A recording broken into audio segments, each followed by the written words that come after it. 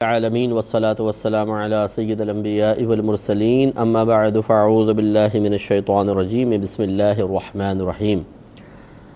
الحمدللہ الہادی پروگرام میں نبی کریم صلی اللہ علیہ وسلم کی اطاعت کے حصول کے لیے کہ ہم بھی یہ سعادت حاصل کریں، کچھ ایسی احادیث ذکر کی جا رہی ہیں جن میں نبی کریم صلی اللہ علیہ وسلم کی طرف سے بیان کردہ احکام ذکر کیے گئے ہیں تاکہ ہم ان کو جانیں اور ان کی روشنی میں اپنا محاسبہ کریں، احتساب کریں کہ ہم بھی ان احکام پر عمل پیرا ہیں یا نہیں، اور اگر نہیں ہیں تو پھر اللہ تعالیٰ کی بارگاہ میں توبہ کی سعادتیں حاصل کریں اور ان کو اپنے اوپر عملی طور پہ نافذ کریں تاکہ بہت سارے فوائد حاصل ہوں اور بہت سارے نقصانات سے نجات ملے۔ تو ایک حدیث یہ بخاری و مسلم کی ذکر کر رہے تھے، حضرت ابو ہریرہ رضی اللہ تعالیٰ عنہ اس کے راوی ہیں کہ نبی کریم صلی اللہ علیہ وسلم نے ارشاد فرمایا کہ 7 ہلاک کرنے والی چیزوں سے بچو۔ تو صحابہ کرام نے پوچھا یا رسول اللہ صلی اللہ علیہ وسلم وہ کون سی چیزیں ہیں؟ تو آپ نے ارشاد فرمایا کہ اللہ تعالیٰ کے ساتھ کسی کو شریک کرنا، اس میں ہم نے کلام کیا ہے۔ دوسرا ہے جادو کرنا،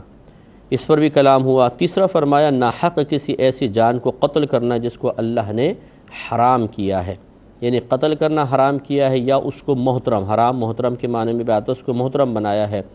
اس پر بھی ہمارا کلام ہوا۔ پھر سود کھانا، اس کے بعد یتیم کا مال کھانا، اس پر ہمارا کلام چل رہا تھا اور آپ کو بتایا تھا کہ یتیم اس نابالغ کو کہتے ہیں جس کا والد فوت ہو جائے۔ اب یہ جو یتیم کا مال کھایا جاتا ہے کبھی تو ظلمن ہوتا ہے اور کبھی جہالتن ہوتا ہے۔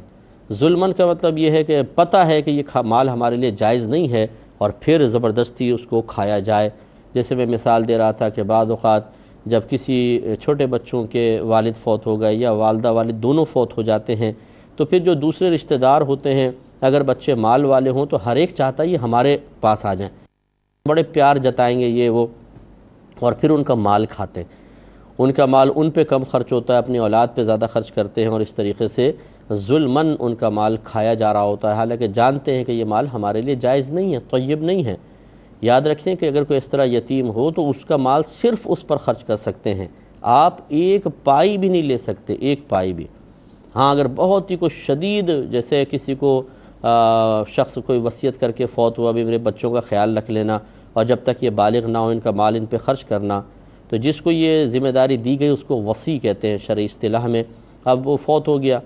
اب یہ وصی کی ذمہ داری ان کو سنبھالے، اب وہ بیچارہ خود بہت پریشانی کے اندر ہے اور وہ بچوں کی دیکھ بھال کے سلسلے میں خود کئی کرائسس میں مبتلا ہو جاتا ہے، تو وہ ایسا ہو سکتا ہے کہ بقدر ضرورت ڈرتے ہوئے، اللہ کا خوف رکھتے ہوئے اس مال میں سے تھوڑا بہت لے لے،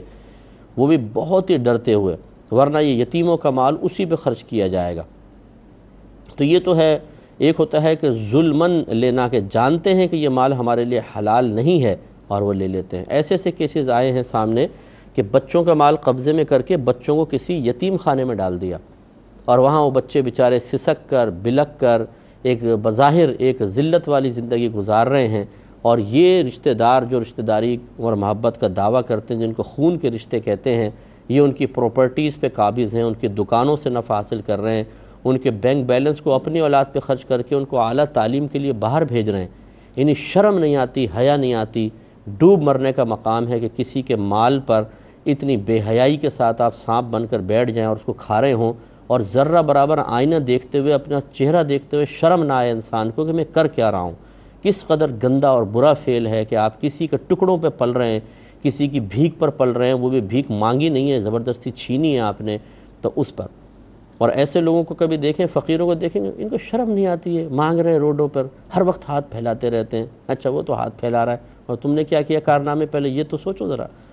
آخرت کے اندر کیا جواب دو گے اللہ تعالیٰ کی بارگاہ میں۔ لیکن ایسے لوگ جو ہیں وہ اپنے لیے کچھ دلائل بنا کے رکھتے ہیں، کچھ بوگس قسم کی تعویلیں، نہیں ہمارے لیے یوں صحیح ہے، یوں صحیح ہے، یوں صحیح ہے، اس کو جائز کرنے کی کوشش کرتے ہیں، اور ان کی اس سوچ اور نیت کا فساد، اس میں اخلاص کا نہ ہونا اور اس میں خیانت اگر آپ جاننا چاہیں تو ان کو بڑے پیار محبت سے کہیں کہ اپنا خود عقل لڑانے کے بجائے آئیں چلتے ہیں کسی دارالافتاء میں، کسی مستند مفتی صاحب کو سچویشن ذکر کرتے ہیں اور ان سے پوچھ لیتے ہیں کہ آپ کے لیے اس مال کا 1 روپیہ بھی کھانا حلال طیب ہے، یہ حرام اور گناہ کبیرہ ہے۔ وہ کبھی بھی نہیں جائیں گے، کیونکہ ان کو خوف، انہیں پتہ ہے کہ ہم جو منہ میں حرام کھا رہے ہیں جو آسائش اور آرام ہمیں اس حرام کے ذریعے مل رہا ہے یہ مطلب صحیح نہیں ہے، یہ آخرت کا وبال ہے، یہ عذابات قبر ہیں۔ یہ ایک یتیم کا مال کھا کر آپ سکون سے رہ جائیں، یہ کبھی بھی نہیں ہو سکتا۔ دنیا میں بھی وبال ظاہر ہوگا اور مرنے کے بعد جو تماشا ہوگا وہ تو دیکھنے کے لائق ہوگا۔ اللہ تعالیٰ سمجھ کی توفیق عطا فرمائے۔ اور ایسے ہمارے بھائی بہن ہیں تو ان کو اگر کوئی میرا ایسا بیان سن رہا ہو تو غصے میں آ کر چینل بدلنے کے بجائے کاش اسے شرم آئے اور وہ سوچے، غور کرے اور فوراً یتیم کو اس کا مال دینے کی سعی احسن کرے۔ یہ ہے ظلمن۔ ایک ہے جہالتاً کہ جی پتہ ہی نہیں ہے کہ کیا شرعی احکام ہے کیا نہیں۔ جیسے مثال کے طور پہ بعض اوقات والد صاحب کا انتقال ہوا، اب 4 بیٹے ہیں، 2 بیٹے بالغ ہیں، 2 نابالغ ہیں۔ تو یہ جو بالغ ہوتے ہیں یہ چونکہ اکثر ایسا ہوتا ہے کہ دکان وغیرہ چلا رہے ہیں، گھر کے انتظامات چلا رہے ہیں، تو والد صاحب کے انتقال کے بعد یہ مال کو تقسیم نہیں کرتے ہیں اور کہتے ہیں چونکہ اب ہم بڑے ہیں تو ہم انتظام کو لے کے چلیں گے۔ اس میں یہ ہوتا ہے بعض اوقات کہ یتیم کا مال جہالتاً استعمال کر رہے ہوتے ہیں، ان کو پتہ ہی نہیں ہوتا۔ حالانکہ یتیم کا مال اس کے سگا بھائی بھی استعمال نہیں کر سکتا بلا ضرورت۔ ہونا یہ چاہیے کہ جب والد صاحب کا انتقال ہو فوراً یتیموں کا مال علیحدہ کر دیا جائے اور اپنا مال علیحدہ کریں، کوشش کریں کہ یتیم کا مال ٹچ نہ ہو، وہ انہی پہ خرچ کرتے رہیں، اور اگر بچ جائے تو جب بالغ ہو جائیں تو ان کے حوالے کر دیں، لیکن خود اس کو یوز کرنا صحیح نہیں ہوتا ہے۔ ہاں یہ ہو سکتا ہے کہ جیسے مثال کے طور پہ ایک مشترکہ دکان ہے، اس میں نابالغان کا بھی حصہ ہے، آپ کا بھی ہے، تو اس کے پروفٹ سے پھر آپ ان کا بھی حصہ نکالتے رہیں اور الگ ایک بینک میں ڈالیں، اکاؤنٹ علیحدہ بنائیں جو ان کے نام کا ہو، اور ان پر اسی اکاؤنٹ سے خرچ ہونا چاہیے، اور جب بڑے ہو جائیں تو پھر ان کو باقاعدہ وہ جو جمع شدہ ہے وہ بھی دیں، اور جو اس وقت موجودہ کاروبار میں حصہ ان کا بنتا ہے وہ ان سے پوچھ کے تو ان کو بھی شامل کر لیں کاروبار میں، اور اگر یہ اپنا لے کر علیحدہ ہونا چاہیں تو ان کو دے کر علیحدہ کریں۔ تو یہ تمام چیزیں سیکھنے سے آتی ہیں اور کسی اچھے مسترد مفتی صاحب سے مسئلہ معلوم کرنے سے آپ کو آئیں گی۔ اس لیے ہم تو اکثر یہ مشورہ دیتے ہیں، جو والدین ہیں ان کو میرا مشورہ ہے کہ آپ اپنی زندگی میں ہی فتویٰ لے لیں،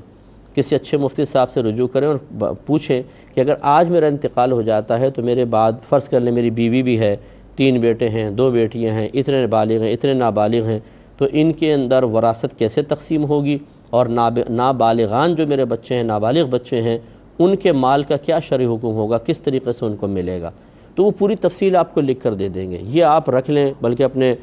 بچوں کو بتا دیں کہ اگر بالفرض میں میرا انتقال ہو جاتا ہے اور میں کوئی بات تم سے نہ کر پاؤں، کیونکہ ہزاروں لوگ ایسے ہیں کہ جو سوچتے ہیں کہ اچھا میں آخری ٹائم میں نصیحت کروں گا، یہ وصیت کروں گا، اچانک انتقال ہو جاتا ہے، بول بھی نہیں پاتے بیچارے، زبان بند ہو جاتی ہے، دماغ معاف ہو جاتا ہے، وینٹیلیٹر پہ چلے جاتے ہیں، اب وہ دیکھ بھی رہا ہوتا ہے بعض اوقات لیکن اب کچھ نہیں کہہ پاتا، سارے ارمان دل میں رہتے، انتقال ہو جاتا۔ تو اپنے گھر والوں کو کہہ جائیں کہ میں مر جاؤں تو یہ شرعی طریقہ ہے وراثت کی تقسیم کا، اس طرح کرنا، پھر وہ اس طرح کر لیں گے۔ سب سے بڑا مطلب مصیبت یہ ہوتی ہے کہ بڑے جو ہوتے ہیں ہمارے وہ سمجھتے ہیں ہم نے کبھی مرنا ہی نہیں ہے، یا جب ہم مریں گے تو پہلے ملک الموت علیہ السلام آ کے پوچھیں گے حضور ٹائم ہو گیا بتائیں آپ کو لے جائیں، اور کوئی کام کرنا ہے تو کر لیں۔ پتہ نہیں کیا ہمارے ذہن میں گمان ہوتا ہے، بالکل بے پرواہ زندگی گزار رہے ہوتے ہیں، اچانک انتقال ہو جاتا ہے۔ اب مطلب اپنی زندگی میں مگن وہ شخص پیچھے والوں کو کس قدر عذاب میں چھوڑ جاتا ہے یہ تو سوچتے ہی نہیں ہیں لوگ۔ اب وہ اولاد آپس میں لڑنا شروع کرتی ہے، ہر ایک کی رسائی علماء تک ہوتی نہیں ہے، پھر وہ اپنے ذہن سے مسئلہ حل کرتے ہیں، اس سے پوچھ لیا اس سے پوچھ لیا، اس میں شدید ناانصافیاں ہوتی ہیں۔ میں نے باہم سگے بھائیوں کو باہم دست و گریبان دیکھا ہے کہ گریبان پکڑ لیا ایک دوسرے کا پراپرٹیز کے لیے، پیسوں کے لیے، اس طرح کی صورتحال ہوتی ہے، اور یہ وہی اولاد ہوتی ہے جن کے ماں باپ بیچارے حقیقتاً مسلمان ہونے کے باوجود آخرت کی طرف مکمل طور پہ متوجہ نہیں ہوتے ہیں، انہیں موت کے اچانک آنے کا کوئی احساس نہیں ہوتا، بلکہ موت کے تصور سے بھی نفرت کرتے ہیں، خوفزدہ ہوتے ہیں، وہ اپنی اولاد کو اس طرح کے عذابات میں چھوڑ کے جاتے ہیں۔ اس لیے جو میرے بہن بھائی سن رہے ہیں میری گزارش ہے کہ آپ اس طرح فتویٰ لے لیں، ایسے ہماری جو بہنیں ہیں اپنے تمام اس پہ فتویٰ لے لیں کہ بھئی اگر ابھی میرا انتقال ہو جاتا ہے تو پھر میرے شوہر ہیں، میرے بچے ہیں، میری بیٹی بیٹے ہیں، میرے ماں باپ ہیں، میرے بھائی بہن ہیں، ان میں سے کس کو ملے گا اور کس کو نہیں ملے گا اور کتنا ملے گا، اس طرح فتویٰ لے کر رکھ لیں اپنے پاس،